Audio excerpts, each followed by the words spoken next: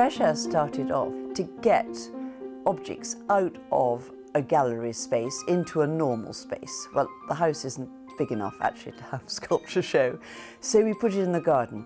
David and I were passionate about contemporary art and very keen on ceramics and glass. So that's how it started in 1992. Hard to believe it's still going.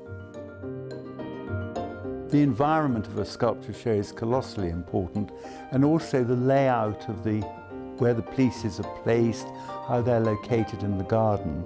Of all the sculpture shows I go to, I think we're in a different league from sheer imagination.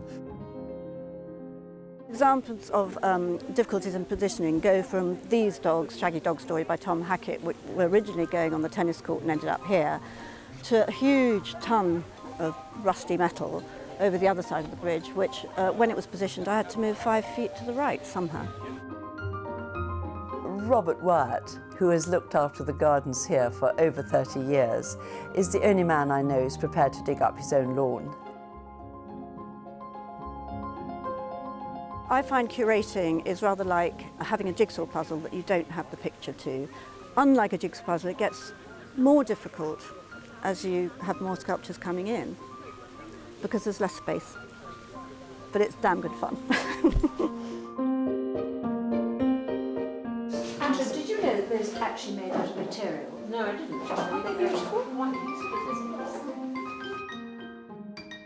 As a co-curator to Anna in the Main exhibition, that I can bring to it I look for new artists, and we're always interested in finding fresh new talent. And well, they might have been around for a while, but we haven't come across them again and they haven't applied. So we actually go after we pursue artists who we think are interesting.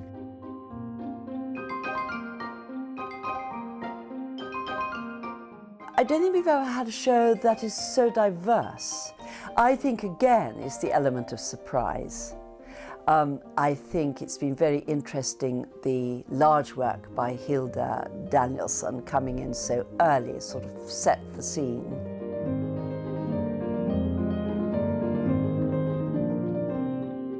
It's a sculpture made of door frames, and I used the door as a metaphor for opportunities and challenge in our life. It came from Australia in a container. We lifted them out of the container and then on the ground and put them here. So it was quite complicated.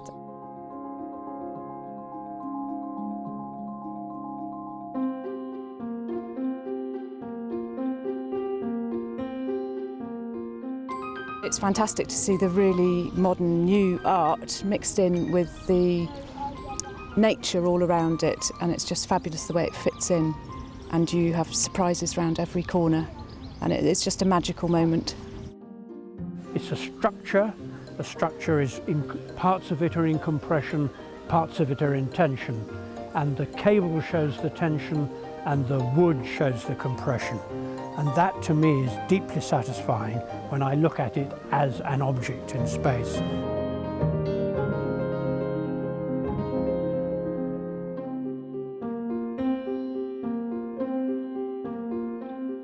I think the glass side of Fresh Air is really exciting from the interior design point of view. You know, if it's lit well, it really adds sparkle to a room, it adds a modernity to a room, even if you've got a very traditional interior. What I love here is the variety of glass. I mean, we've got a sort of master like Colin Reed's work, and yet you've got some of his disciples and other artists from different places, and also a great breadth of price.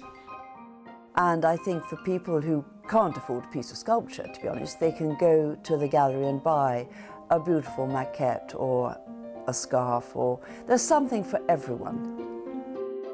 I liked the way it was dug in and the idea of having a wooden saw in an art exhibition. It was quite nice when I saw it, and I liked on the painting the additional bits of the sun, moon, and that's why I bought it.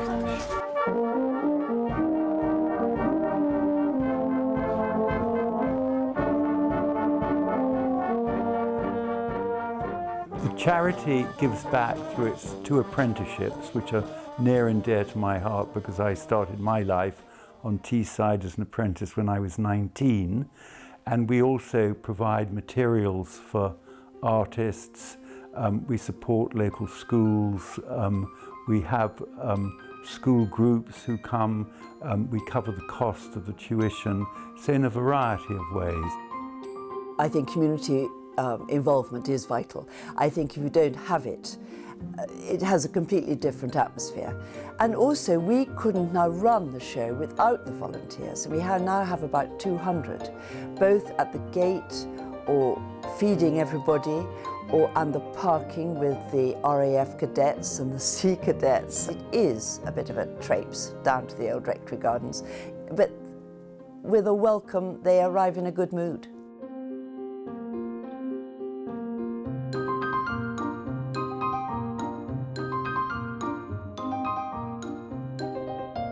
If I were to choose one object this year, I would find it very hard.